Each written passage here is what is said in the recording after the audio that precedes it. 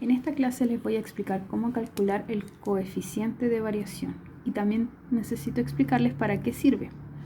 El coeficiente de variación, al igual que la desviación estándar, sirve para saber cuándo un promedio es representativo y cuándo no.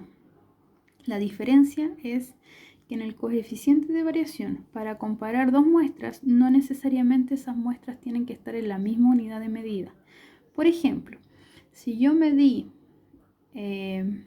a un grupo de alumnos y tengo un colega de otro curso que también midió a sus alumnos y yo quiero saber cuál curso tiene alumnos más altos, ¿ya? Pero yo lo medí en centímetros y mi colega lo midió en metros, ¿ya? Si yo calculara la desviación estándar, tengo que transformarlos todos a centímetros o todos a metros, con la misma unidad de medida.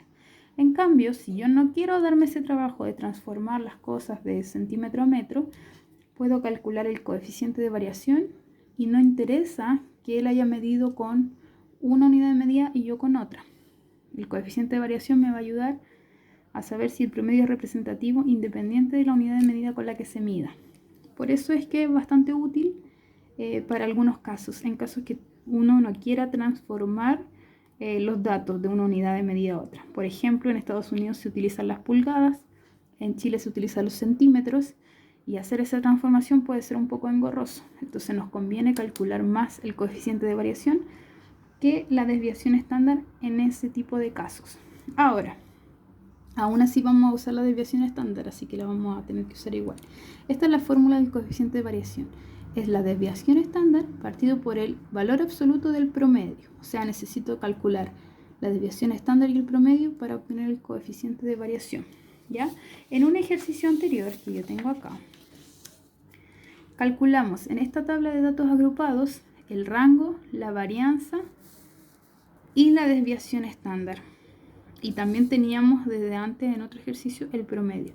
Entonces, como aquí yo ya tengo mi promedio y mi desviación estándar, con estos datos yo voy a calcular ahora el coeficiente de variación. Lo que voy a hacer, voy a escribir acá los datos. La desviación estándar me había dado 5,08. Ahí.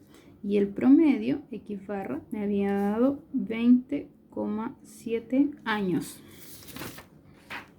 Voy a calcular el coeficiente de variación entonces.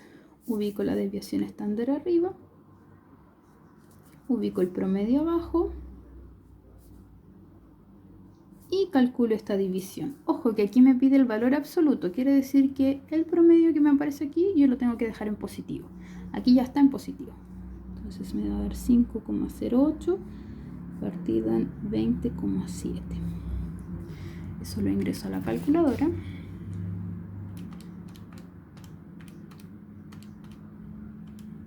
Y me va a dar 0,2. Y este 0,2 es sin ninguna unidad de medida. No son años, días, meses, nada. Solo es 0,2. Ahora, ¿cómo saber si este promedio es representativo o no? Necesitaría yo otro grupo de datos, hacerle la encuesta a otro grupo de personas y ahí yo puedo comparar cuál es más representativo que el otro. Pero así como está el dato solo, no me da una respuesta como si me la daba la desviación estándar. Entonces, cuando vamos a usar el coeficiente de variación, cuando estemos comparando dos situaciones distintas, ¿ok? En esos casos las vamos a utilizar. Y para eso yo tengo también otro ejercicio que hicimos anteriormente, donde también calculamos las medidas de dispersión. Pero esta vez lo hicimos para una tabla de datos que sí estaba simple, sin agrupar. Calculamos varianza, calculamos rango y desviación estándar. Aquí está. Entonces voy a hacerlo también con estos datos. La desviación estándar en este ejercicio me dio 0,9 y el promedio de ese ejercicio era 16,1 años. Vamos a calcular entonces el coeficiente de variación en ese momento.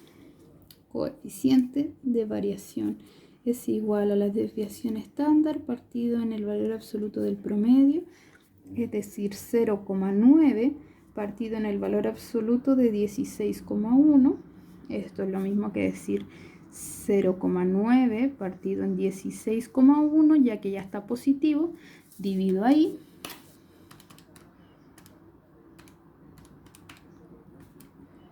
Y me va a dar 0,05.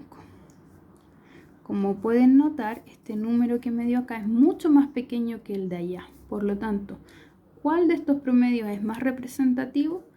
El de acá es más representativo que ese. Si yo tuviera que hacer un estudio y me dieran estos dos resultados, ¿cuál me conviene utilizar?